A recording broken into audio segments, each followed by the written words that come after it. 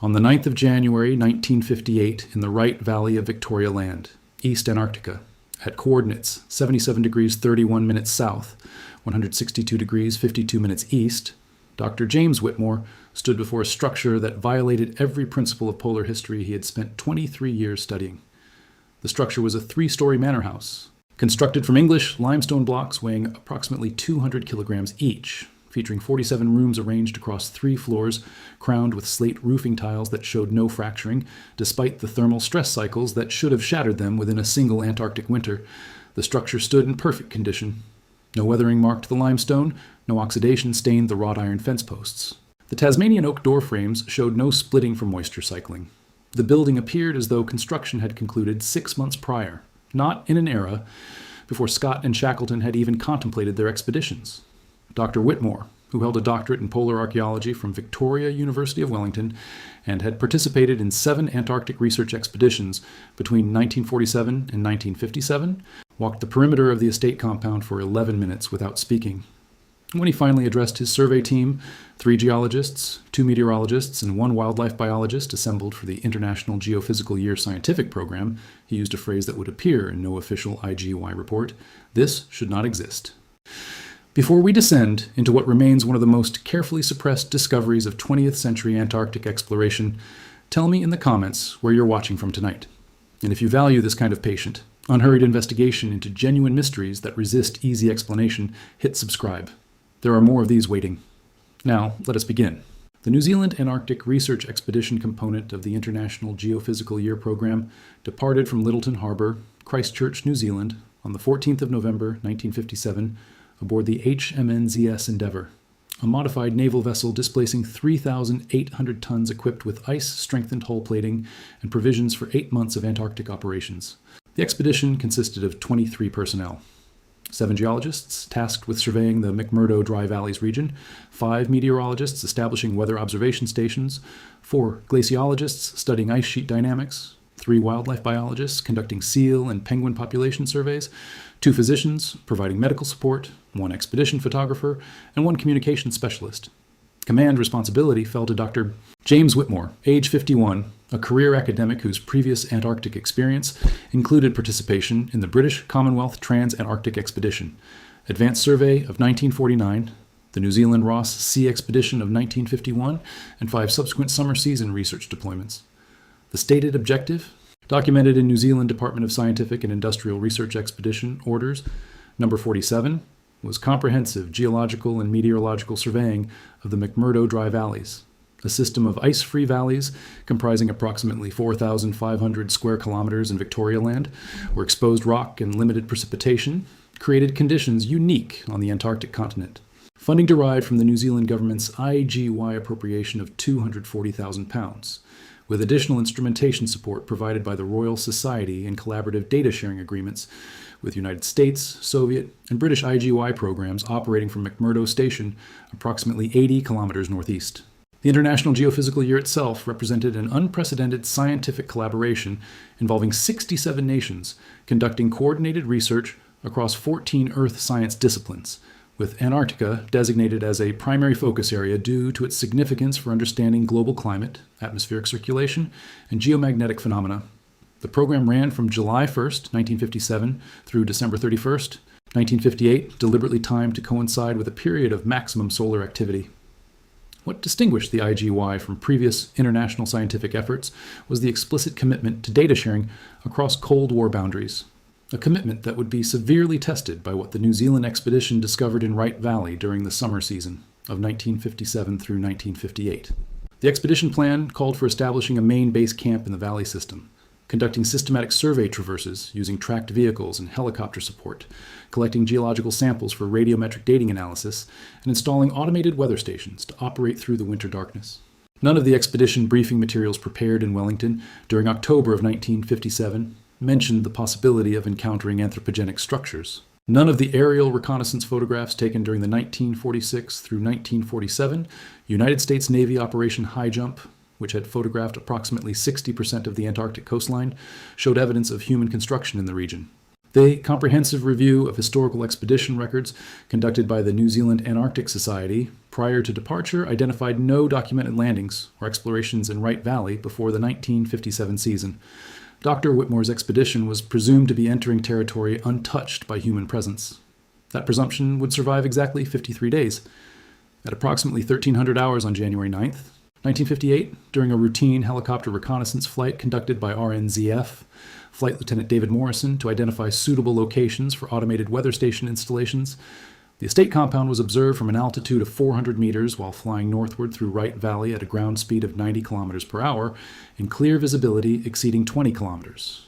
Flight Lieutenant Morrison, age 34, a decorated combat pilot who had flown supply missions during the Berlin airlift and possessed 16 years of aviation experience, including 400 hours of Antarctic flight time, initially reported the structures as possible geological formations exhibiting unusual regularity. Upon descending to 200 meters for photographic documentation, Morrison identified artificial construction definitively and transmitted an immediate radio message to the main expedition base camp 72 kilometers distant, stating, "Have located substantial stone structure complex in valley floor. Coordinates 7731, south 16252 east. Estimate minimum 3-story central building with multiple outbuildings. Perimeter wall enclosing several hectares. No damage visible. Appears Victorian era construction request instructions." Dr. Whitmore, monitoring communications from base camp, ordered Morrison to complete photographic survey from all angles and return to base immediately for mission planning. Morrison exposed 117 photographs using a Hasselblad 500C medium format camera equipped with Carl Zeiss 80mm lens, documenting the compound from 8 different approach vectors at altitudes ranging from 50 meters to 600 meters. The developed photographs, processed that evening in the expedition's portable darkroom, showed a walled compound enclosing approximately 4.7 hectares, centered on a substantial manor house measuring roughly 40 meters long by 23 meters wide by 14 meters tall at the roofline, accompanied by what appeared to be a stable complex, greenhouse structure, water tower, generator building, and multiple smaller outbuildings arranged with geometric precision. The perimeter wall, constructed from stacked stone with regular coursing, stood approximately 3 meters high and exhibited corner bastions, suggesting defensive design considerations. Inside the compound, pathways connected the structures in a layout consistent with planned estate architecture of the late Victorian or Edwardian period. Every structure displayed remarkable preservation. Roofing intact, window glazing unbroken, no visible weathering damage despite exposure to Antarctic conditions that should have degraded unprotected materials within a single decade. When Dr. Whitmore convened his senior staff that evening to review Morrison's photographs and plan the investigation, the expedition geologist, Dr. Patricia Hayes, age 41, who had completed her doctorate at Cambridge University studying periglacial weathering processes and had published 17 peer-reviewed papers on Antarctic geology, examined the images under magnification and stated simply, "These structures cannot have survived in this environment. The preservation is impossible." Dr. Whitmore documented in his expedition log, entry dated January 9th, 1958, "Have confirmed discovery of substantial architectural complex in Wright Valley showing no historical precedent. Structures appear Victorian era, but preservation state contradicts all known weathering models for this environment. I'm organizing surface expedition to site beginning January 11th. If structures are genuine period construction, we are confronting a historical mystery of significant magnitude." The surface expedition to the estate compound departed base camp at 0600 hours on January 11th, 1958, consisting of Dr. Whitmore, Dr. Hayes, meteorologist Dr. Kenneth Fraser, photographer Malcolm Stevens, and 2 support technicians traveling in 2 Tucker Snowcat tracked vehicles equipped with ground-penetrating radar, portable electric generators, photographic equipment, sample collection instruments, and provisions for 7 days of field operations. The 72-kilometer traverse required 9 hours across relatively level valley floor terrain consisting of exposed bedrock, gravel deposits, and isolated snowfields. The vehicles reached the estate perimeter wall at 1,500 hours under clear skies with air temperature measuring negative 12 degrees Celsius and wind speed 8 kilometers per hour from the southwest. Dr. Whitmore documented the approach in his field notes. Structure complex now visible at 2 kilometers distance. 3-story central building unmistakable against valley wall backdrop. Stone perimeter fence clearly defined. No visible damage or collapse. Preservation appears even more remarkable at ground level than aerial photographs suggested. The expedition halted vehicles 50 meters from the main gate, a wrought iron double gate set into a limestone archway spanning approximately 4 meters, and conducted initial visual survey on foot. The gate bore a bronze plaque, oxidation-free and clearly legible, reading, Freehold Antarctic Estate Number 7, Commonwealth Antarctic Land Company Limited, established 1902. Dr. Hayes photographed the plaque in detail and immediately noted the anachronism. Commonwealth Antarctic Land Company is not documented in any historical business registry I've encountered. Freehold land sales in Antarctica in 1902 would have been legally impossible, as no nation had formalized territorial claims at that date. The British claim to this sector was not asserted until 1923. The gate, surprisingly, was not locked. It opened smoothly on hinges, showing no rust, no binding, no evidence of 46 years' exposure to Antarctic conditions. The expedition entered the compound at 1530 hours. The interior of the estate compound revealed planning and construction, suggesting substantial investment and long-term occupancy intentions. The main manor house occupied the compound's geometric center, accessed by a crushed stone pathway leading from the main gate through formal garden beds now containing only frozen soil and weathered wooden plant markers. The manor's facade displayed 3 stories of limestone ashlar masonry with granite quoins at the corners, sash windows with intact glazing on all visible faces, a slate roof exhibiting no cracked or displaced tiles, decorative iron cresting along the roofline, and a covered entrance portico supported by classical columns. Dr. Whitmore's team conducted external survey of all structures before attempting entry, documenting dimensions, materials, construction techniques, and preservation state. The stable complex, located 30 meters north of the main house, consisted of a stone building measuring 40 meters by 12 meters with interior stalls designed for approximately 23 horses based on partitioned spacing, accompanied by a loft space accessible by intact wooden ladder, tack room containing leather saddles and bridles, showing flexibility inconsistent with decades of freezing, and hay storage area still containing desiccated but identifiable timothy grass. The greenhouse structure, positioned 20 meters east of the manor, measured 34 meters by 10 meters, constructed with iron framework supporting glass panels of which approximately 80% remained unbroken. Inside the greenhouse, raised planting beds contained soil analysis, later identifying as imported topsoil inconsistent with local geology, and fossilized plant material that preliminary field identification suggested included tomatoes, cucumbers, lettuce, and root vegetables. The water tower, standing 14 meters tall with iron tank capacity estimated at 8,000 liters, showed no structural rust and contained ice indicating previous water storage. The generator building housed 2 coal-fired steam boilers connected to a heat distribution system, with iron piping running underground to all major structures, and coal storage bunkers containing approximately 890 tons of anthracite coal, showing no degradation. Every structure exhibited preservation that contradicted fundamental principles of material science as applied to Antarctic conditions. Dr. Fraser, the meteorologist, spent 40 minutes examining the exterior limestone of the manor house with particular attention to surface microweathering. His field report, dated January 11th, stated, "Limestone blocks show no spalling, no granular disintegration, no salt crystallization damage, no biological colonization, no differential erosion patterns. The surface appears as though carved last season."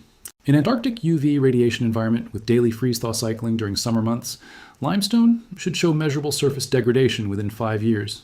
These blocks show 0 degradation after minimum 46 years.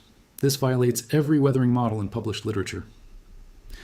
The expedition entered the main manor house at 1700 hours on January 11th through the front entrance, which opened without resistance when Dr. Whitmore turned the brass doorknob. The interior confirmed the external preservation pattern. Complete structural integrity, intact furnishings, no water damage, no biological growth, temperature measuring negative 38 degrees Celsius on portable thermometers. The entrance hall featured oak flooring with Persian carpets, wallpaper showing Victorian floral patterns with no fading or peeling, gaslight fixtures with intact glass shades, a grandfather clock stopped at 3:47, and a coat rack holding 14 winter coats ranging from gentlemen's top coats to ladies' fur-trimmed cloaks. Dr. Whitmore's team conducted systematic room-by-room documentation over the following 3 days, revealing an estate furnished for substantial permanent occupancy. The library, accessed through double doors to the left of the entrance hall, contained 8,900 volumes arranged on built-in oak shelving covering 3 walls floor to ceiling, including complete sets of Encyclopaedia Britannica, 9th edition published 1875 through 1889, Dickens' first editions, scientific treatises on geology and astronomy, agricultural manuals, medical textbooks, and 3 complete daily newspapers from London, dated November 4th, 1901, found on a reading table beside a leather chair positioned near a fireplace. The dining hall occupied the ground floor rear, measuring 14 meters by 9 meters, containing a table capable of seating 67 persons based on chair count, set with Wedgwood china place settings for 43, crystal glassware, silver cutlery showing no tarnish, and candelabras with beeswax candles. The kitchen, adjacent to the dining hall, contained cast iron cooking ranges of 1900s manufacture, copper cookware hanging from ceiling racks, pantry shelves stocked with sealed tins labeled in English, identifying contents as flour, sugar, tea, coffee, preserved meats, and tinned vegetables, and a cold storage room where hanging hooks suggested meat storage, though no organic material remained. The wine cellar, accessed by stone stairs descending from the kitchen, revealed the preservation mystery at its most dramatic. 2,100 bottles of French and German wines from the 1870s through 1890s, stored in wooden racks, every bottle intact. No freezing fractures in glass, despite ambient temperature of negative 41 degrees Celsius measured by Dr. Fraser during the cellar survey. Wine freezes at approximately negative 6 degrees Celsius. The liquid in these bottles, examined by candlelight through the glass, showed no crystallization. When Dr. Hayes photographed temperature readings in the cellar and compared them to simultaneous external temperature measurements, negative 8 degrees Celsius outside the manor, negative 41 degrees Celsius in the cellar, she noted a thermodynamic impossibility. The interior was 33 degrees colder than the exterior. Heat flows from warm to cold. The temperature differential was reversed. Something was extracting heat from inside the building faster than the environment provided it. The second floor of the manor contained 23 bedrooms, each furnished with iron bedsteads, wardrobes, washstands, and personal effects suggesting individual occupancy. In 12 of these rooms, Dr. Whitmore's team discovered human skeletal remains positioned on the beds as though the occupants had died in sleep. The skeletons wore nightclothes of period-appropriate manufacture, lay in natural sleeping positions, showed no trauma or defensive posturing, and were accompanied by personal items including pocket watches, jewelry, eyeglasses, and in 3 cases, journals or diaries on bedside tables. Dr. Whitmore immediately halted systematic search and summoned both expedition physicians to conduct preliminary forensic examination. Dr. Leonard Shaw, age 47, who had trained in forensic pathology at Edinburgh University before transitioning to expedition medicine, examined 6 of the bedroom skeletons over a 3-hour period on January 12th, documenting skeletal position, clothing condition, and environmental factors. His preliminary field assessment, recorded in medical log entry dated January 12th, stated, "Skeletal remains show no evidence of trauma, no fractures consistent with violence, no pathological bone changes suggesting disease process. Position of remains suggests death occurred during sleep with no preceding distress sufficient to cause movement or change in position. Age distribution appears to range from young adult to elderly based on bone development and degenerative changes. Sex distribution appears approximately equal male to female based on pelvic morphology. Preservation of a soft tissue is absent except for hair in several cases. Clothing fibers remain intact with no bacterial decomposition. Cause of death cannot be determined from field examination, but absence of any defensive posturing or displacement suggests rapid onset without warning or pain sufficient to cause movement. The systematic survey of the entire manor over the following 2 days identified a total of 67 human skeletons distributed throughout the structure. 12 in the kitchen, positioned as though engaged in food preparation, 18 in the library, seated or reclined in chairs with open books nearby, 14 in the dining hall, seated at the table with place settings before them, and 23 in bedrooms and sleeping positions. Every skeleton showed identical characteristics: no trauma, natural positioning, suggesting death occurred during routine activity, complete absence of panic or defensive behavior. The study on the second floor yielded documents that deepened rather than resolved the mystery. The room measured 6 meters by 5 meters, furnished with a mahogany desk, leather chair, floor-to-ceiling bookcases, and a fireplace, with coal still arranged in the grate unburned. On the desk surface, arranged in precise order, Dr. Whitmore discovered leather-bound ledgers labeled by year from 1902 through 1911, a metal strongbox containing property documents and personal correspondence bundled with ribbon. The ledgers documented estate operations in meticulous detail across the 9-year span. The volume labeled Estate Operations 1902 described construction activities.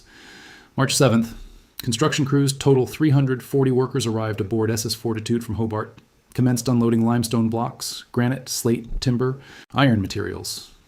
March 21st, foundation excavation for main manor completed to depth of 2 meters through gravel layer to bedrock. April 12th, first floor walls of main house erected, stone masonry proceeding at rate of 3 courses per day. May 19th, roof trusses installed, slate roofing commenced. June 30th, interior plastering of main house completed, installation of fixtures and furnishings commencing. The ledger for 1903 documented agricultural experiments. Greenhouse construction completed February 4th. Soil imported from Tasmania proves suitable for vegetable cultivation. First crop of potatoes harvested September 23rd yield 87 kilograms from 3 raised beds. Tomato plants flourishing despite exterior temperature, negative 18 degrees Celsius. Internal greenhouse temperature maintained at 12 degrees Celsius through connection to coal-fired heating system. The ledgers recorded supply ship arrivals with obsessive precision. 89 voyages from Hobart between 1902 and 1911, carrying livestock including 23 horses, 67 sheep, 103 chickens, provisions, fuel, luxury goods, and on 7 occasions, new residents. The social calendar documented in the ledgers described formal dinners, balls, weddings, and even births. November 12th, 1904, Mr. and Mrs. Harrison celebrate birth of daughter Anne, third child born to estate residents. December 25th, 1905, Christmas celebration attended by all 89 residents. Formal dinner in main hall, followed by dancing in ballroom until 3 o'clock morning. The final ledger entry, dated March 17, 1911, recorded in handwriting that showed increasing irregularity across the final 3 pages, read, temperature inside main house now negative 41 degrees Celsius despite heating system running maximum capacity. Coal consumption increased to triple normal rate, yet cannot maintain interior warmth. Outside temperature only negative 8 degrees Celsius. The cold is reversing. Something is extracting heat from inside the buildings faster than we can generate it. Residents confined to beds under all available blankets. 18 have already stopped breathing. No medical explanation. Dr. Carstairs himself is dying.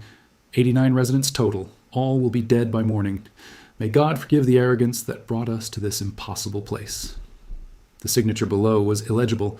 The property documents contained in the strongbox consisted of 47 individual title deeds describing Antarctic freehold lot, numbers 1 through 47, each deed documenting a purchase of 1/10 of a hectare within Commonwealth Antarctic Territory Survey Block 7 from Commonwealth Antarctic Land Company Limited, at prices ranging from £400 to £800 per lot, depending on position within the estate compound. The deeds, dated between March and November of 1901, bore signatures of purchasers and company representative identified as Sir Edmund Halford, Director, Commonwealth Antarctic Land Company Limited. Each deed included surveyor's diagram showing precise lot boundaries, compass bearings, and distances in metric measurements. Dr. Whitmore, whose academic specialty included colonial land administration systems in British territories, immediately recognized multiple irregularities. No Antarctic territorial claim existed in 1901. The term freehold implied absolute ownership under British common law tradition, yet no British sovereignty had been asserted over this sector of Antarctica. The company name appeared in no business registry Dr. Whitmore could recall from his research on British colonial commercial enterprises. The name, Sir Edmund Halford, suggested knighthood, yet no such individual appeared in standard peerage references. Most significantly, the deeds described purchased lots totaling 4.7 hectares, precisely matching the estate compound's area as measured by Dr. Hayes using surveying instruments during the external assessment. Someone had sold land in Antarctica, persuaded 47 individuals or families to purchase that land, financed construction of an elaborate residential compound, equipped that compound for permanent occupation, and established a population that survived for 9 years before dying simultaneously from a phenomenon that defied physical explanation. The total investment, calculated by Dr. Whitmore from the ledger accounting entries, exceeded £340,000, equivalent to approximately $170 million in 1958 currency values. No historical record of this venture existed in any archive Dr. Whitmore had consulted during his career. The expedition expanded search to the outbuildings on January 14th, discovering 22 additional skeletons in the stable complex, generator building, and greenhouse. The stable skeletons, 7 in total, wore work clothing and were positioned near horse stalls, tool storage, and hay feeding areas as though death had occurred during routine animal care. The generator building contained 4 skeletons dressed in workers' overalls positioned near the coal boilers and pipe distribution manifolds. The greenhouse held 11 skeletons, several positioned near planting beds with hand tools beside them. The pattern remained absolute. No trauma, no defensive positioning, death during normal activity. The total skeleton count reached 89, precisely matching the population figure recorded in the final ledger entry. Dr. Shaw, assisted by the second expedition physician, Dr. Margaret Thornton, conducted detailed examination of 12 representative skeletons, selected from different locations and apparent age ranges. Their joint medical report, dated January 15th, documented findings that satisfied no conventional explanation. Skeletal examination reveals no gross pathology, no evidence of infectious disease, no bone lesions consistent with tuberculosis, syphilis, or other chronic infections prevalent in early 20th century populations. No fractures, no trauma, no cut marks, no projectile damage. Dentition shows typical caries and wear patterns for period, but no acute abscesses or infections. Several skeletons exhibit degenerative joint changes consistent with elderly individuals, but these changes would not be fatal. Significantly, all skeletons show identical taphonomic preservation. No scavenging damage, no weathering, minimal disarticulation limited to smaller elements like hand and foot bones. The uniform preservation suggests death occurred simultaneously or nearly so, followed by rapid freezing that prevented decomposition and protected remains from scavenger access. However, the positioning of remains, seated at dining table, lying in beds, standing or kneeling near work areas, indicates death was not preceded by the distress, pain, or weakness that would accompany most acute fatal conditions. People do not die seated upright at dinner from heart attacks, strokes, or poisoning without some collapse or change in position. The remains suggest death occurred so rapidly that no voluntary movement was possible. Between onset and loss of consciousness, we can identify no disease, toxin, or physical mechanism that produces this pattern. And what killed 89 people simultaneously without causing any of them to move, cry out, or attempt to seek help? The temperature anomaly that Dr. Fraser had documented in the wine cellar on January 11th persisted and intensified during the 5-day investigation.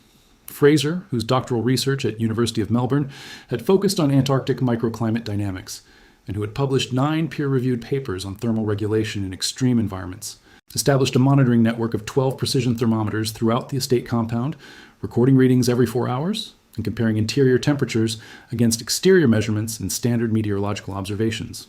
His data, compiled in a technical report dated January 16th, documented a pattern that contradicted fundamental thermodynamics. Ain-Ubis external air temperature during investigation period ranged from -6 degrees Celsius to -14 degrees Celsius. Temperature inside unheated outbuildings ranged from -4 degrees Celsius to -10 degrees Celsius, approximately 2 to 4 degrees warmer than external air, consistent with thermal mass effects from stone construction providing partial shelter from radiative cooling. Temperature inside main manor house, measured at multiple locations across all 3 floors, ranged from -38 degrees Celsius to -43 degrees Celsius, consistently 30 to 35 degrees colder than external air. This represents heat flow in the wrong direction. The building interior should be warmer than exterior, or at thermal equilibrium. Instead, the interior is dramatically colder, indicating active heat extraction from the building. No refrigeration equipment exists. The coal-fired heating system is not operating. Yet the building interior behaves as though refrigerated by a mechanism extracting approximately 300 kilowatts of thermal energy continuously based on estimated heat transfer calculations through building envelopes. I can propose no conventional explanation. The phenomenon violates energy conservation unless an unidentified energy sink is present. Fraser attempted to identify temperature gradients that might explain the anomaly by measuring readings at varying distances from the manor house exterior walls, discovering that temperature dropped sharply, crossing the threshold from exterior to interior, from -10 degrees Celsius at 1 meter outside the entrance to -39 degrees Celsius at 1 meter inside the entrance, a 29-degree drop across a boundary 2 meters thick. He documented identical threshold effects at every entrance and window examined. The temperature differential existed not within the building, but at its boundaries, as though some process activated at the building envelope extracted thermal energy from any material crossing into the interior space. The first death among the expedition personnel occurred at 0200 hours on January 15th. Dr. Kenneth Fraser, the meteorologist documenting the temperature anomaly, retired to the heated research tent the expedition had erected 100 meters outside the estate perimeter wall at 2300 hours on January 14th after completing the final temperature monitoring round. The tent, a double-wall insulated structure heated by a kerosene heater maintaining interior temperature at approximately 18 degrees Celsius, was shared with Dr. Hayes and photographer Malcolm Stevens. At 0145 hours, Stevens woke to sounds of distress from Fraser's sleeping position and immediately summoned Dr. Shaw from the medical tent. Shaw arrived within 3 minutes to find Fraser conscious, but exhibiting severe hypothermic symptoms, violent shivering, confused speech, loss of motor coordination. Portable thermometer measurement of Fraser's core body temperature read 2.1 degrees Celsius. Normal human core temperature is 37 degrees Celsius. Fraser, age 39, physically fit with no underlying health conditions, had lost 35 degrees of body heat while lying in a heated tent wearing full cold weather sleeping gear within a sleeping bag rated to -40 degrees Celsius. Shaw immediately initiated rewarming protocols, removal of clothing, application of external heat sources, administration of warm intravenous fluids. Fraser's body temperature continued to decline despite maximum rewarming efforts. At 0 to 131 hours, Fraser's core temperature reached negative 1.8 degrees Celsius. At this temperature, ice crystals form in blood and tissue. Fraser remained conscious, describing to Shaw in slurred speech the sensation of heat being pulled from inside my body, like something is drinking it. Fraser lost consciousness at 0, 243 hours, and died at 0, 252 hours. Total time from symptom onset to death, 67 minutes. Shaw's emergency medical report, radioed to McMurdo Station at 0, 300 hours, requesting evacuation support, stated, "Have confirmed death of expedition member from rapid onset hypothermia of unexplained origin. Patient experienced catastrophic core temperature loss from 37 degrees to negative 2 degrees Celsius within approximately 1 hour while inside heated shelter. Rewarming efforts ineffective. Patient remained conscious until core temperature reached approximately 0 degrees. Described subjective sensation of heat extraction. No environmental explanation adequate. Am declaring medical emergency and requesting immediate evacuation authorization." The second death occurred 7 hours later. Dr. Patricia Hayes, who had assisted in Fraser's unsuccessful resuscitation, returned to the research tent at 0, 800 hours to rest after maintaining vigil through the early morning. At 0, 930 hours, Stevens noticed Hayes exhibiting confusion and motor impairment identical to Fraser's initial symptoms. Core temperature measurement showed 6.3 degrees Celsius. Dr. Shaw, now hypervigilant for the phenomenon, immediately initiated aggressive rewarming, moved Hayes to the medical tent with maximum heat sources, and monitored continuously. Hayes's temperature declined at approximately 4 degrees per hour despite all intervention. She died at 1112 hours with core temperature of negative 2.1 degrees Celsius. Conscious until the final 11 minutes, Hayes repeated Fraser's description. "The heat is being taken. Something is pulling it out." Dr. Shaw, recognizing a pattern beyond medical explanation, ordered immediate evacuation of all personnel from the research tent and established a new camp 200 meters further from the estate perimeter wall. The third death, support technician Robert Mackenzie, occurred that afternoon despite the relocation.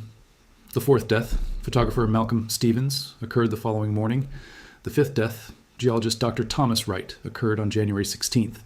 The sixth death, support technician William Harris, occurred that evening. All exhibited identical symptom progression, rapid hypothermia onset while inside heated shelter, body temperature declined to approximately negative 2 degrees Celsius over 60 to 90 minutes, conscious awareness until terminal phase, subjective report of heat being extracted, death from systemic failure caused by ice crystal formation in tissue and blood.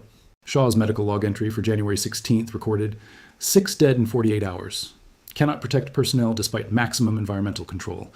Phenomenon appears to target individuals within a estate compound perimeter or immediate vicinity, regardless of shelter heating or protective equipment. Core temperature decline rate averages 4 degrees Celsius per hour. Once process begins, death is inevitable.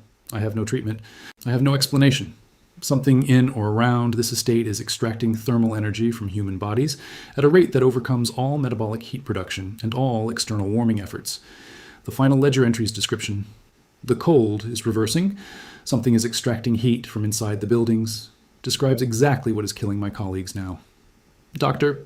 Whitmore ordered complete evacuation of the estate site at 1800 hours on January 16th, 48 hours after Fraser's death, and with 6 expedition members dead from an impossible phenomenon.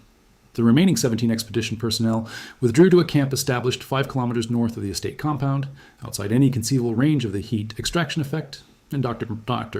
Whitmore radioed McMurdo Station requesting emergency helicopter evacuation. United States Navy helicopters from McMurdo Station extracted all personnel to the station's facilities by January 18th. The 6 deceased expedition members were transported to Christchurch aboard HMNZS Endeavour when the vessel departed Antarctica on February 23rd. Autopsy examinations conducted at Christchurch Hospital by forensic pathologist Dr. Edward Morgan documented tissue damage consistent with rapid freezing from internal core to external skin surface, a pattern opposite to normal hypothermia, where extremities freeze before core. Morgan's report, dated March 7, 1958, stated, "Tissue examination reveals ice crystal formation patterns indicating flash freezing initiated at internal organs and progressing outward to skin surface.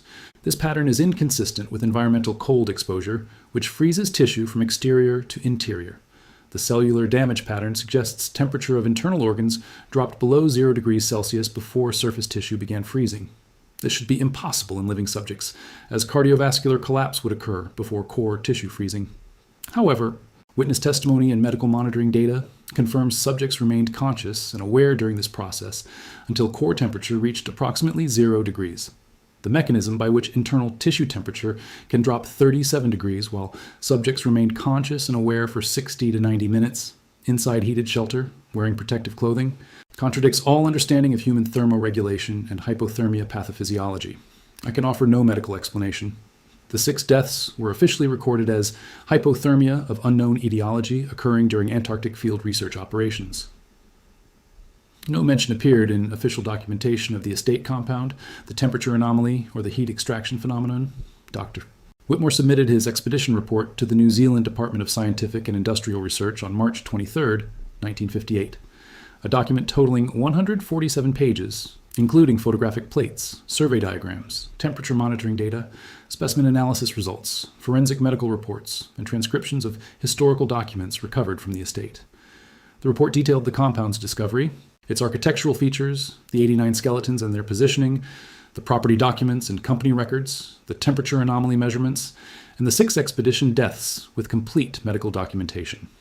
Whitmore's conclusion section stated, "The estate compound discovered in Wright Valley represents a historical anomaly without precedent in Antarctic exploration records. No documentation exists of Commonwealth Antarctic Land Company Limited. In British, Australian, or New Zealand business registries searched, no individual named Sir Edmund Halford appears in peerage records or colonial administrative appointments. No record of the construction expedition described in the estate ledgers appears in shipping records from Hobart for years, 1901 through 1903. Yet the physical evidence is undeniable. The structures exist, constructed with materials verifiable as English limestone, Scottish granite, and Tasmanian oak. The 89 skeletons exist, forensically confirmed as human, mid-period European ancestry, died simultaneously approximately 1911 based on youngest artifact dates found.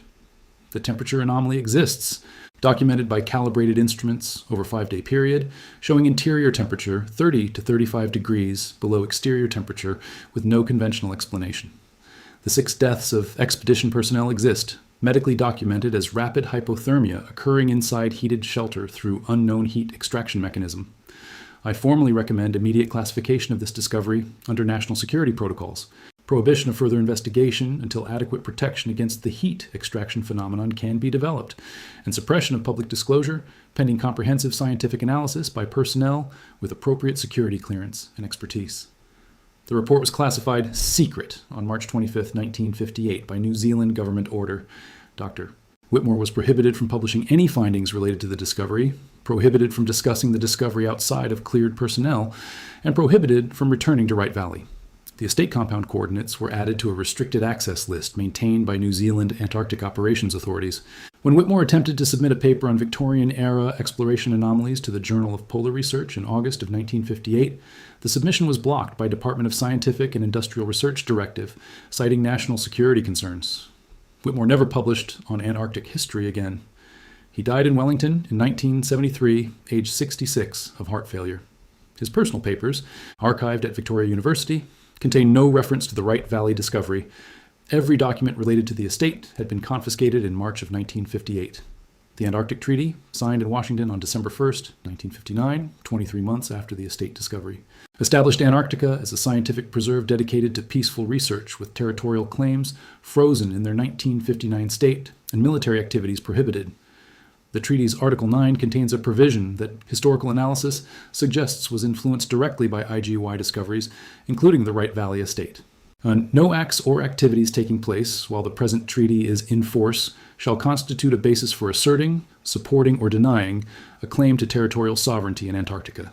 No new claim or enlargement of an existing claim to territorial sovereignty shall be asserted while the present treaty is in force. More significant is Article 5, which prohibits any measures of a military nature and specifically mentions prohibition of weapons testing, military maneuvers, and establishment of military bases, followed by Article 2, which dedicates Antarctica to freedom of scientific investigation, a framework that reserves the continent for research under international oversight. What does not appear in public treaty text but does appear in confidential negotiating documents declassified in 1994 is repeated reference by United States and New Zealand delegations to preventing unauthorized civilian settlement or commercial exploitation pending resolution of jurisdiction questions raised by IGY survey findings. The timing is striking.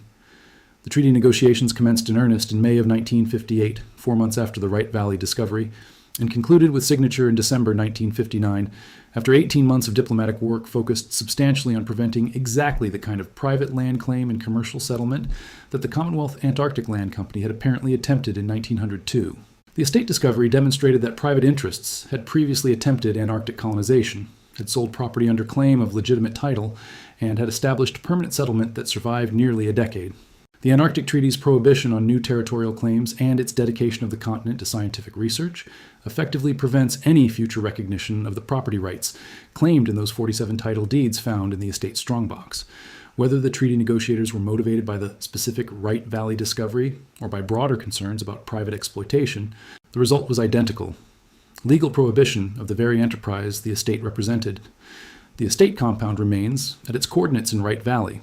Satellite thermal imaging conducted by United States Geological Survey Antarctic Mapping Program in 2004, obtained through Freedom of Information Act request by independent researcher David Matthews, and published in his 2009 book, Antarctic Mysteries, shows distinct thermal signature at the estate location, a circular area approximately 500 meters diameter, exhibiting surface temperature 3 to 4 degrees Celsius below surrounding terrain. The thermal anomaly appears in satellite data from every year surveyed between 2001 and 2018. Matthews attempted to organize a private expedition to the site in 2011, but was denied access by New Zealand and Arctic operations authorities on grounds that the location is within a restricted research zone requiring special access authorization. No authorization has been granted to non-government researchers. Official satellite imagery of Wright Valley available through public databases shows the estate location, but with resolution deliberately degraded. Structures are visible as geometric shapes, but details are obscured by pixelation, inconsistent with the resolution quality of surrounding terrain in the same images. In 2016, a New Zealand Antarctic research team conducting geological survey work approximately 12 kilometers from the estate compound reported equipment malfunctions, including unexplained power drain from battery systems and electronic thermometer failures, problems that ceased when the team moved more than 15 kilometers from the estate coordinates. The team's official field report, released through New Zealand government transparency request in 2017, mentions the equipment problems, but offers no explanation and does not reference the estate compound. When Matthews submitted questions to New Zealand and Arctic operations authorities in 2018 asking whether the estate structures remain standing and whether any recent investigation has been conducted, he received a response stating, "The location you reference contains historical artifacts under New Zealand custodial protection. Access is restricted to preserve scientific research value and prevent contamination of the site. No current research projects are authorized for that specific location." The response did not confirm or deny whether the structures remain, did not acknowledge the heat extraction phenomenon, and did not address whether the 89 skeletons remain in position or have been recovered for burial. The 6 expedition members who died during the 1958 investigation, Dr. Kenneth Fraser, Dr. Patricia Hayes, Robert Mackenzie, Malcolm Stevens, Dr. Thomas Wright, and William Harris, are buried in Christchurch, New Zealand, at Bromley Cemetery. Their death certificates list cause of death as hypothermia sustained during Antarctic research operations. None of the certificates mentions the estate compound, the heat extraction phenomenon, or the impossible core temperature readings documented in medical monitoring data. The families of the deceased received standard death benefits from New Zealand government and insurance payments from expedition coverage policies. None of the families received explanation beyond accidental death from cold exposure during field research.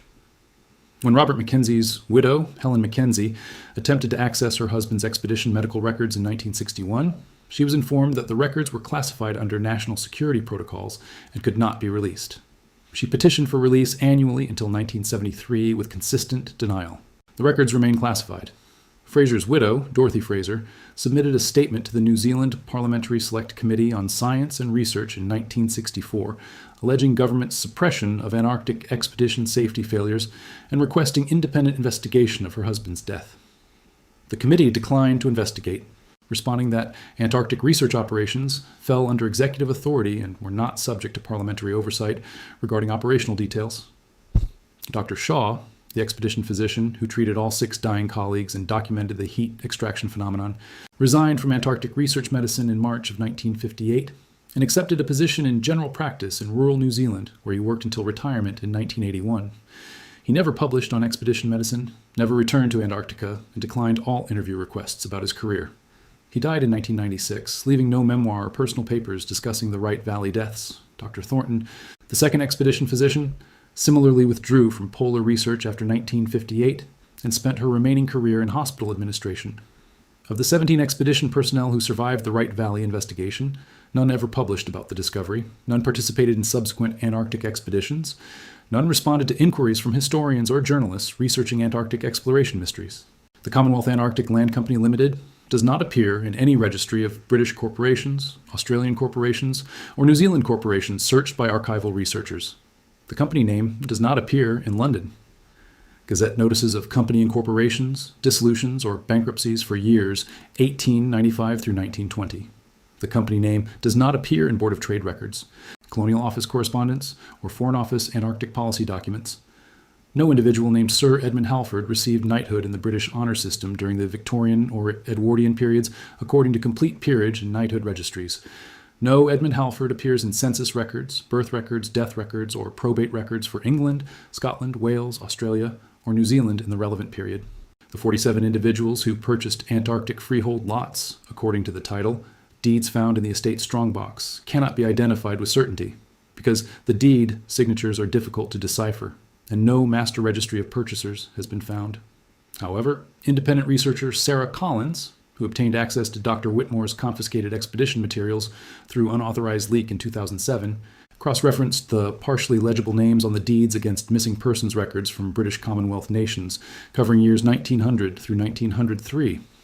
Her findings, published in unauthorized form on historical mystery website Suppressed History Quarterly in 2008, identified 67 possible matches.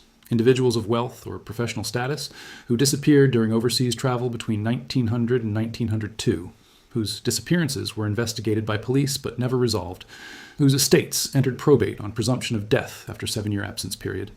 The matches include Sir Richard Holbrook, London barrister, age 49, disappeared during voyage to South Africa in June 1901, presumed lost at sea. Margaret and Thomas Ashworth, Manchester textile merchants, ages 43 and 47, disappeared during Australian tour in September 1901, presumed dead in outback incident.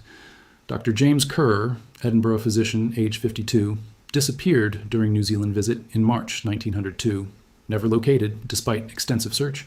Collins's analysis proposes that these wealthy individuals were recruited by Commonwealth Antarctic Land Company as investors and colonists sold on a vision of claiming unsettled Antarctic territory for private ownership before governments formalized territorial claims and convinced to abandon their British Commonwealth lives for permanent settlement in Antarctica.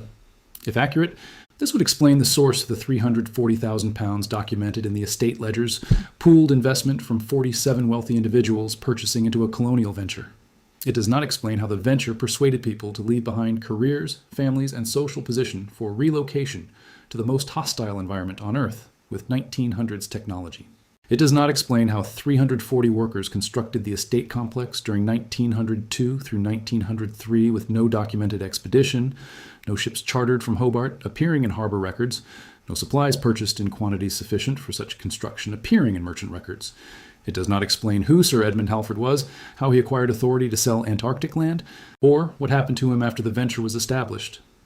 Most pressingly, it does not explain what killed 89 people simultaneously in March of 1911 without trauma, without disease, without warning, and left their estate compound, standing in impossible preservation for 47 years until New Zealand scientists stumbled upon it, and 12 more people died from the same impossible heat extraction their predecessors had described in their final ledger entry. The coal supply stored at the estate compound totaled 890 tons, sufficient to operate the heating system for approximately 14 years, assuming continuous winter operation at maximum capacity. The system clearly functioned during the estate's occupied period based on ledger references to greenhouse heating, interior comfort, and coal consumption rates. Yet when the expedition investigated in January 1958, the building interior was 30 degrees colder than the exterior environment, despite no heating system operation for 47 years. Building thermal mass cannot explain this. Stone and wood do not generate cold. Passive radiative cooling to night sky cannot explain daytime interior temperatures colder than exterior shade temperatures. The only physical explanation requires active heat extraction, a process or mechanism removing thermal energy from the building interior and transporting it elsewhere or converting it to another energy form. Dr. Fraser calculated that maintaining the observed 30-degree temperature differential against natural heat transfer through the building envelope required continuous extraction of approximately 300 kilowatts, equivalent to the thermal output of 300 electric space heaters running constantly but in reverse, pulling heat out rather than putting heat in. No equipment capable of such refrigeration existed in the estate. No power source to run such equipment existed. No waste heat from refrigeration process was detected in the surrounding environment. The heat extracted from the building interior simply disappeared. When Fraser's own body temperature dropped from 37 degrees to -2 degrees during the final 67 minutes of his life, the heat extracted from his body, approximately 16 megajoules of thermal energy, similarly disappeared without raising the temperature of his immediate surroundings, his clothing, or the sleeping bag and tent he occupied. 6 expedition members lost a combined total of approximately 96 megajoules of thermal energy during their dying process. That heat vanished. The law of energy conservation requires that energy cannot be destroyed, only converted to other forms or transferred to other locations. Where did the heat go? The mechanism that extracted heat from the estate buildings in 1911 and killed 89 residents, that extracted heat from the expedition tents in 1958 and killed 6 scientists, operated without any visible machinery, without electrical power, without fuel consumption, without waste heat production, and without leaving any residue, damage, or trace beyond the corpses it created and the impossible temperature gradients it maintained. 7 decades separated the 2 death events. The phenomenon persisted across that interval without diminishing, without requiring maintenance, without human intervention. The thermal anomaly documented by satellite in 2004 through 2018 indicates it persists still. The wine cellar deserves particular attention. 2,100 bottles stored at -41 degrees Celsius should have fractured within hours as the water content in wine froze, expanded, and cracked the glass. Wine is approximately 85% water. Water freezes at 0 degrees Celsius at standard pressure. Wine, due to alcohol and dissolved compounds, freezes at approximately -6 degrees Celsius. At -41 degrees, every bottle should have frozen solid, expanded, and shattered the glass container. Yet when Dr. Whitmore's team examined the cellar, every bottle remained intact. Photographer Malcolm Stevens, in his field notes from January 13, 1958, taken one day before his death, wrote, "Photographed wine cellar at 1400 hours. Temperature reading -41 Celsius, confirmed on 3 separate thermometers. Examined 12 bottles randomly selected from different rack positions and vintages. Glass showed no fractures, no cracks, no stress marks. Held bottle from 1877 Bordeaux up to electric torchlight. Liquid inside clearly visible, moving freely when bottle tilted. No ice crystals, no cloudiness suggesting partial freezing. Uncorked 1 bottle at Dr. Whitmore's authorization. Cork removed normally, no ice formation on cork surface. Poured small amount into glass beaker. Liquid flowed freely, appeared normal color and clarity. Temperature of liquid measured at -39 Celsius. Liquid wine should be frozen solid at this temperature. Wine in beaker remained liquid for 17 minutes of observation before we departed cellar. Cannot explain." Yet, Stevens photographed 43 different bottles documenting their intact condition. None of those photographs show ice damage. The chemical composition of wine at -41 degrees Celsius should undergo phase transition to solid state. The molecular motion of liquid requires thermal energy.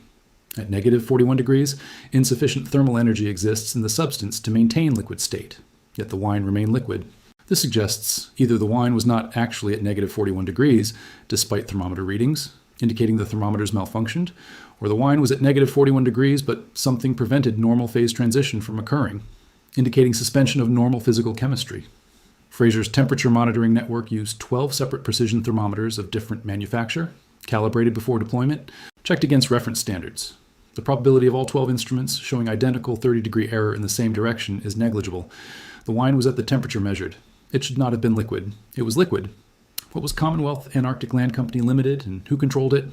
The company sold at minimum 47 parcels of Antarctic land in 1901, collected between 400 and 800 pounds per parcel for total revenue of approximately 25,000 pounds from land sales alone, then organized construction of an estate complex that the ledgers indicate cost 315,000 pounds.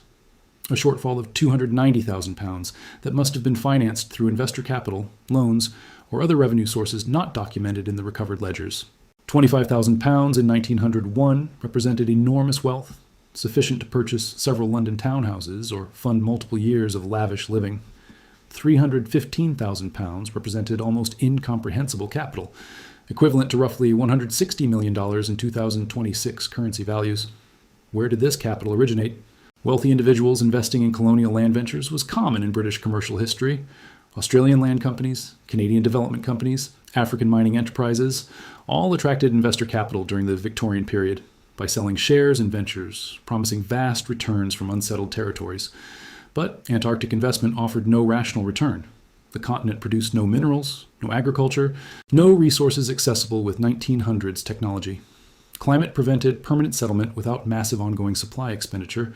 No government recognized land claims. No legal framework existed for property rights. No market existed for Antarctic real estate. The venture made no commercial sense.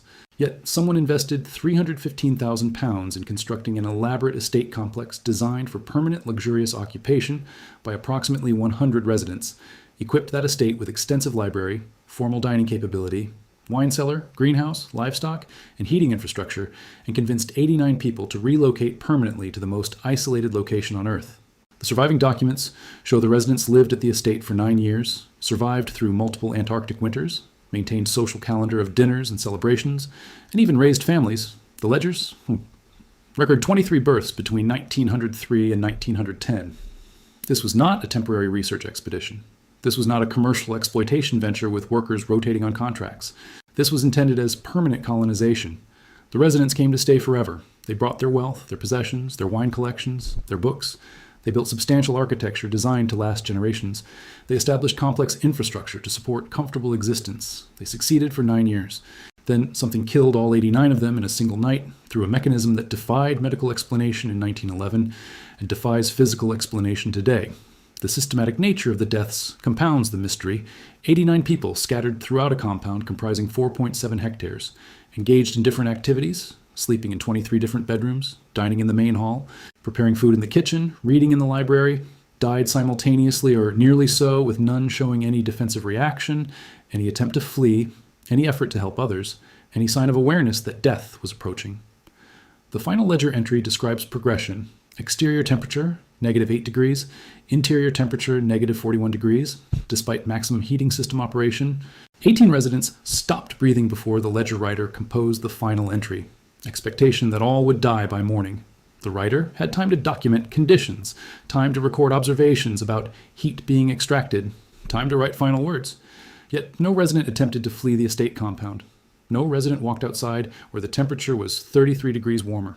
No resident tried to reach the stable or outbuildings where temperatures should have been moderate. All remained in position, in beds, at table, and library chairs, and froze to death in place without struggle. This suggests either rapid onset that prevented movement, or some factor that prevented residents from recognizing their danger until too late to act, or possibly inability to leave the affected area despite awareness of threat. The 1958 expedition deaths followed identical pattern. Victims inside heated tents with temperatures measuring 18 degrees Celsius. Victims aware they were dying based on statements to Dr. Shaw, yet victims unable to prevent their core temperature decline, despite maximum rewarming efforts applied by experienced physicians using every intervention modern medicine could provide. Dr. Fraser told Shaw, "Heat is being pulled from inside my body." Dr. Hayes told Shaw, "The heat is being taken. Something is pulling it out." Both victims articulated awareness of heat extraction process. Neither victim could stop it. Neither victim's body temperature stabilized despite external heat application, despite removal from affected area, despite every medical intervention. The process, once begun, continued until death, regardless of intervention. What can extract heat from a human body faster than that body generates metabolic heat, and faster than external heat sources can replace the loss? What can maintain that extraction through a temperature drop of 39 degrees over 90 minutes while the victim remains conscious and aware? The human body generates approximately 100 watts of heat continuously through metabolic processes. External heating sources applied to Fraser and Hayes added several hundred additional watts. Yet their temperatures dropped 4 degrees Celsius per hour, requiring extraction of approximately 1,000 watts continuously for 90 minutes.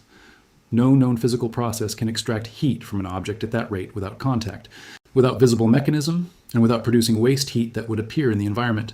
The heat simply vanished. The preservation of the estate structures violates every principle of weathering science applied to Antarctic environments. Antarctic weathering, studied extensively since the International Geophysical Year, proceeds through specific mechanisms. Freeze-thaw cycling, where water-penetrating microcracks freezes and expands, fracturing the material. Salt crystallization, where dissolved salts precipitate in pores and create expansion pressure. Thermal stress, where daily and seasonal temperature cycling creates expansion and contraction that produces fatigue cracks. Abrasion, where wind-driven ice particles erode surfaces. UV radiation, degradation of organic materials. And biological weathering, where lichens and algae produce chemical weathering of rock surfaces. These processes operate continuously in Antarctic environment. Studies of historical huts left by Scott's expeditions in 1911 through 1913 show advanced deterioration after 100 years. Wood splitting and cracking, metal corroded and separated, paint completely weathered away, fabric disintegrated. The Scott expedition huts at Cape Evans and Hut Point, extensively documented by Antarctic Heritage Trust conservation surveys, require continuous maintenance to prevent collapse and have lost substantial structural integrity despite conservation efforts. Those huts were constructed in 1911, the same year the estate residents died. The huts have weathered severely. The estate compound, located in a similar environment, constructed with comparable technology and materials, shows zero weathering after the same period. Dr. Hayes, examining the limestone blocks of the manor house on January 11, 1958, found surfaces that appeared freshly cut. She scraped the surface with a geological hammer and found no granular disaggregation, no surface weakening, no salt accumulation, no lichen colonization. She photographed the results and compared them to limestone weathering studies published in Journal of Glaciology showing typical Antarctic limestone developing visible surface decay within 5 years of exposure. The estate limestone showed none. The slate roof tiles showed no cracking despite undergoing approximately 17,000 freeze-thaw cycles over 47 years, assuming daily cycling during summer months. Slate fractures under such cycling. The estate slate remained intact. The window glass showed no etching from wind abrasion. Antarctic wind carries ice particles that etch glass surfaces within years. The estate windows were clear. The iron fencing and decorative elements showed no rust despite exposure to moisture from snow and ice. Iron oxidizes rapidly in wet conditions. The estate iron was pristine. Every material defied its expected weathering behavior. Dr. Hayes proposed 3 possible explanations in her field notes.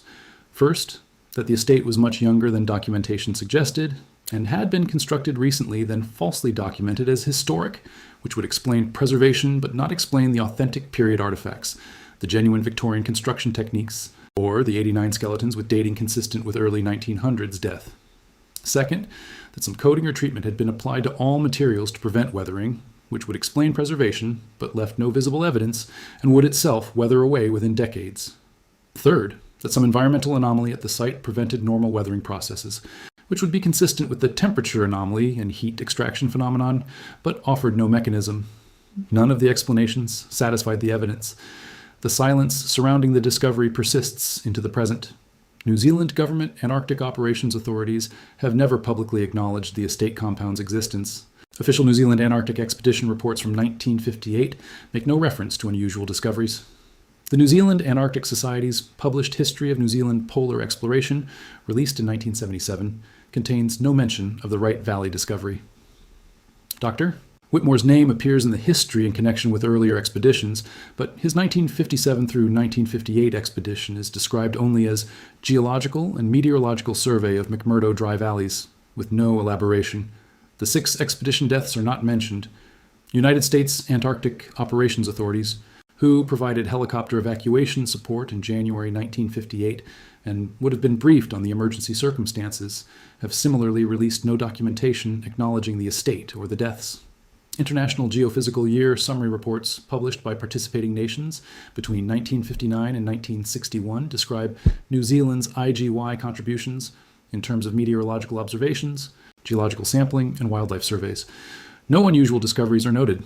The Antarctic Treaty negotiations of 1958 through 1959, attended by 12 original signatory nations, including New Zealand and United States, produced thousands of pages of diplomatic correspondence and negotiating records. Declassified portions of these records, released gradually between 1979 and 2010, contain references to IGOI discoveries requiring territorial claim provisions and civilian settlement prohibition rationale, but specific discoveries are not named in the declassified portions. Substantial sections of the treaty, negotiating records remain classified by multiple signatory nations. When Freedom of Information Act requests submitted to United States National Archives in 2004, 2008, 2012, and 2016 sought records related to Victorian-era structures discovered in Antarctica during International Geophysical Year, the requests were denied on grounds that responsive documents were properly classified in the interest of national security, or No records responsive to request could be located. Similar requests submitted to New Zealand archives produced identical responses. The estate discovery, if documented in official archives, remains classified. If not documented, its absence from the record is itself significant. An event producing 12 deaths, extensive investigation, and classification decisions left no archival trace accessible through transparency processes. The satellite thermal imagery showing continued temperature anomaly at the estate coordinates raises the most disturbing question. If the heat extraction phenomenon killed 89 people in 1911, killed 6 people in 1958, and remains detectable in thermal satellite data through 2018, then the phenomenon has persisted continuously for more than 107 years without human maintenance, without power source, without any identified mechanism. The thermal anomaly shows no diminishment over time. The 2004 satellite data shows the same 3 to 4 degree temperature depression that Dr. Fraser documented in 1958. Whatever process extracts heat from the estate location has operated without interruption for more than a century, suggesting either a geological anomaly producing continuous endothermic chemical reaction, or a technological system of unknown origin continuing to function long after its creators died, or something else outside conventional scientific categories. Geological endothermic reactions, processes that absorb heat, such as dissolution of certain salts or evaporation of volatile compounds, cannot maintain localized temperature depression over century timescales without consuming massive quantities of reactant material. No such deposits exist at the site, based on the Expedition Geological Survey. Technological explanation requires a heat pump system powered by unidentified energy source, maintaining operation for over 100 years without maintenance or fuel replenishment, using technology that leaves no visible components and produces no electromagnetic signature detectable by modern satellite sensors. The only satellite signature is thermal, a consistent cold spot in a location where warm spot would be expected due to dark rock surfaces absorbing solar radiation. The alternative categories venture into territory where physical evidence becomes sparse and speculation dominates. Did the estate residents accidentally activate or attract some phenomenon they could not control? Did their heating system, burning coal in an environment where humans had never before attempted permanent settlement, trigger some feedback process? The final ledger entry's observation that outside temperature only -8 degrees Celsius, while interior temperature reached -41 degrees, indicates the phenomenon reversed normal thermal gradients. Cold flowed into the buildings from some unidentified source against the natural direction of heat transfer. Cold is absence of heat. Heat flows from higher temperature to lower temperature. For cold to flow requires heat to flow backward, up a temperature gradient, which requires energy input. Something was pumping heat out of the estate buildings, out of the residents' bodies, out of the expedition tents, and continues pumping heat out of the site to this day. The energy source, the mechanism, the purpose remain completely unknown. Who was Sir Edmund Halford, the director of Commonwealth Antarctic Land Company whose signature appears on 47 property deeds authorizing sale of Antarctic land before any nation claimed the continent? No birth record, no death record, no peerage record, no professional record, no census appearance, no probate record, no business registration, no government appointment, no club membership. No address listing exists for any Edmund Halford holding knighthood in the relevant period. The name appears only on the estate documents and nowhere else in the historical record accessible to researchers. This suggests either the name was an alias used by someone conducting business under false identity, or the name was entirely fictitious and the company was a front for an unidentified organization. Or Edmund Halford existed, but has been deliberately erased from every historical record where his name should appear. The first possibility, alias, requires someone sufficiently connected to obtain false knighthood credentials, convincing to wealthy investors, sufficiently capitalized to fund £315,000 in construction, and sufficiently motivated to abandon their real identity for an Antarctic colonization scheme. The second possibility, front organization, requires a group with enormous capital, advanced planning capability, and motives for Antarctic settlement so sensitive that maintaining institutional anonymity was worth the complexity of operating through entirely fictional company and director. The third possibility, erasure, requires governmental or institutional action to remove a specific individual from all historical records after some triggering event, presumably related to the Antarctic venture. None of these possibilities is straightforward. Each requires explanation more complex than the simple existence of records would require. The absence of Edmund Halford from history is more difficult to explain than his presence would be. People leave traces. Births are registered. Deaths are recorded. Property is transferred. Taxes are paid. Business is conducted. Appointments are noted. Wealthy people with knighthoods leave extensive traces. Social announcements, club memberships, charitable donations, political connections, family relationships. Edmund Halford left only his signature on Antarctic land deeds and vanished from every other corner of the documentary record.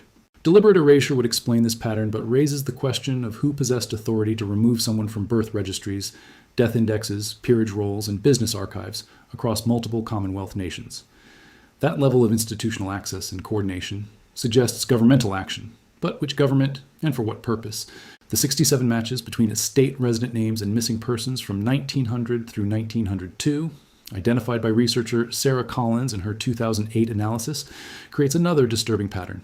67 wealthy or professionally accomplished individuals from British Commonwealth nations disappeared during overseas travel within a 2-year period, were investigated by authorities as missing persons, were never located despite extensive searches, and eventually were declared legally dead after 7-year absence periods, allowing their estates to enter probate. The names on the estate title deeds, though difficult to decipher, show sufficient overlap with these missing persons to suggest they are the same individuals. If accurate, this means Commonwealth Antarctic Land Company recruited its colonists from among people willing to disappear permanently from their previous lives, people who abandoned families, careers, social positions, and fortunes to relocate to Antarctica under conditions of complete secrecy. Why would 67 people make that choice? What could motivate abandonment of everything for permanent exile to a frozen wasteland at the end of the earth? The estate ledgers record comfortable existence, formal dinners, balls, social events, births, agricultural success, extensive library, wine cellar suggesting refined living. But comfort does not explain the initial choice to go. These were not convicts, not refugees, not desperately poor, seeking any opportunity. These were people of means purchasing expensive land parcels and contributing to enormous collective investment. They chose to go and chose to leave their previous lives behind so completely that their disappearances became mysteries investigated by police. Some families of the missing must have received communication from the departed explaining their choice. Some of those explanations might survive in private papers or family archives, but no such communications have surfaced in any researcher's investigation. The families were left to believe their relatives died in accidents or met foul play during overseas travel. The missing persons investigations found no bodies, no evidence of violence, no ransom demands, no sightings. The individuals simply vanished at ports or during ship voyages and never reappeared. Now we know where at least some of them went. They went to Wright Valley. They built a manor house and lived in comfort for 9 years. Then something killed all of them in a single night and left their bodies frozen in position where they died. What do the 89 skeletons represent? Each skeleton was a person with a name, a history, a reason for making the impossible choice to leave civilization for Antarctic settlement. Each person contributed wealth to the venture. Each person survived the voyage south, endured construction period, adapted to isolation, participated in the community described in the ledgers. Each person died when the heat extraction phenomenon activated on the night of March 17, 1911, and no medical science then or now can explain how they died. Their bodies remain at the site as far as can be determined from official silence on the matter. Dr. Whitmore's expedition documented their positions but did not recover them.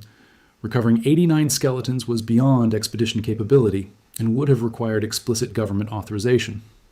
When evacuation was ordered on January 16, 1958, the skeletons remained in the manor house, in the dining hall, in the library, in the bedrooms, in the outbuildings where they had died 47 years earlier.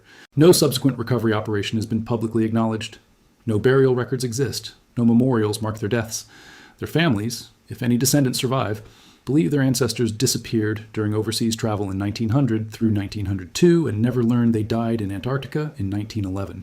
The skeletons likely remain there today, frozen in the positions documented in Dr. Whitmore's photographs, inside a manor house that shows no weathering and maintains interior temperature 30 degrees below exterior, surrounded by a perimeter wall beyond which satellite thermal imaging shows cold anomaly persisting into present day. 95 people total have died at that location across 2 separate events, separated by 47 years. The phenomenon that killed them operates by mechanism unknown to physics, persists without power source or maintenance, and remains active based on modern thermal imaging.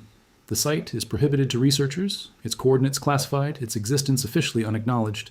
£340,000 invested in 1900 through 1903 created a death trap that remains lethal more than 1 century later. Who built it and why remains unknown. What killed 95 people remains unknown. Whether more will die if the site is ever reinvestigated remains unknown, but the probability seems high. The wine cellar's 2,100 intact bottles containing liquid wine at negative 41 degrees Celsius represents physical impossibility that should attract intense scientific interest, yet has been entirely suppressed from scientific discourse. Water at negative 41 degrees is ice. Alcohol at negative 41 degrees is extremely viscous, approaching solid. Wine composition should be solid at that temperature. Yet the wine photographed by Malcolm Stevens showed liquid properties. flowed when poured, moved within bottles when tilted, exhibited no ice crystals when illuminated and examined. This phenomenon alone would revolutionize understanding of phase transitions, molecular dynamics, and thermodynamic principles if studied properly. Instead, it is classified and ignored. The implications extend beyond wine. If water-based liquids can remain liquid at temperatures 40 degrees below their normal freezing point, the mechanism enabling this has applications to cryogenic storage, tissue preservation, organ transplantation, and material science. If something at the estate site prevents normal phase transition from occurring, that something represents either unknown physics or unknown technology of transformative importance. Yet no research team has been authorized to investigate. The discovery sits in Wright Valley, accumulating satellite thermal anomaly data year after year while forbidden to scientific study. The official position appears to be that protecting whatever secret the estate represents, whether historical secret about Commonwealth Antarctic Land Company's identity and purpose, or physical secret about the heat extraction phenomenon's mechanism, is more important than advancing scientific understanding of impossible physical phenomena. This prioritization suggests the secret's sensitivity exceeds the value of potential scientific breakthroughs, which implies the secret involves matters of national security, matters of political sensitivity regarding territorial claims, or matters that cannot be publicly acknowledged without destabilizing some aspect of the established historical or political framework. What could be so sensitive that ongoing suppression across 7 decades, multiple government administrations, and changing geopolitical contexts remains consistent policy? The Antarctic Treaty's prohibition on territorial claims, military activity, and commercial exploitation creates a framework where evidence of prior private claims could undermine the treaty structure. If Commonwealth Antarctic Land Company's land sales were legally valid under some interpretation, if the estate residents established legitimate settlement that survived 9 years, if their property rights were inheritable and could be asserted by descendants, then the entire Antarctic Treaty framework is threatened. Maintaining that the estate never existed avoids that threat. But the estate does exist. The structures stand. The documents survive in classified archives. The physical evidence is undeniable. The official strategy appears to be acknowledgement avoidance rather than evidence destruction. Classify but preserve, deny but document, suppress but maintain records. Eventually classification expires, archives open, secrets emerge. The question is when and under what circumstances. The 12 deaths during 5 days of investigation in January 1958 should have produced immediate international scientific mobilization to understand the phenomenon. Instead, they produced evacuation, classification, and suppression. 6 highly trained researchers conducting official government-sponsored science died from medically impossible hypothermia, while colleagues with modern equipment attempted every intervention and failed. This should be headline news: international incident, scientific emergency requiring immediate investigation by assembled experts. Instead, the deaths were buried in bureaucratic language. The expedition report was classified, the survivors were prohibited from publication, and the site was declared off-limits. The response pattern suggests the authorities who received Dr. Whitmore's report concluded that public disclosure would be more dangerous than ongoing secrecy. What would make public disclosure dangerous? Panic about unexplained deaths would be one concern, but could be managed with proper scientific framing. Copycat expeditions attempting to visit the site would be concern, but could be managed through access restrictions. Scientific ridicule, damaging IGY credibility, would be concerned during Cold War scientific competition, but seems insufficient to justify permanent classification. The danger must be more direct. Perhaps the fear was that detailed public description of the heat extraction phenomenon could enable hostile powers to develop similar capability as a weapon. Perhaps the fear was that the estate's existence and preservation would attract expeditions beyond governmental control, seeking to claim the property or investigate the mystery, creating sovereignty complications and safety hazards. Perhaps the fear was simply that admitting ignorance, admitting that 6 scientists died from something medicine and physics cannot explain, would undermine public confidence in scientific authority at a moment when that authority was being asserted as a crucial advantage over Soviet competition. Whatever the calculation, the decision was classification over investigation, suppression over understanding. That decision has persisted for 66 years. Every administration, every government, every decade has maintained the classification. The consistency suggests either the danger remains relevant, or the bureaucratic inertia preventing declassification is stronger than any pressure to reveal, or the secret's nature is sufficiently sensitive that no official wants responsibility for disclosure. The result is that humanity knows demonstrably less about Antarctic history and anomalous physical phenomena than we could know if the evidence were available for study. Knowledge has been sacrificed for secrecy. The sacrifice continues into the present with no indication that policy will change. From the coordinates 77 degrees 31 minutes south, 162 degrees 52 minutes east, from the Wright Valley, where no human had stepped before 1957, where a Victorian manor house stands in impossible preservation, surrounded by a stone wall and containing the frozen bodies of 89 colonists who died when something began extracting heat from their buildings and their bodies faster than coal fires could resist, where 6 scientists died 47 years later from the same impossible process, where satellite thermal imaging today shows a cold spot that should not exist and does not diminish, where 2,100 bottles of wine remain liquid at temperatures that should freeze them solid, where temperature measurements violate thermodynamics, where material weathering follows no known pattern, where every answer produces more questions, where classification prevents investigation and suppression replaces understanding. This is where the certainty runs out. We do not know who Commonwealth Antarctic Land Company Limited was. We do not know who Sir Edmund Halford was. We do not know how they sold Antarctic land before territorial claims existed. We do not know how they funded 315,000 pounds in construction.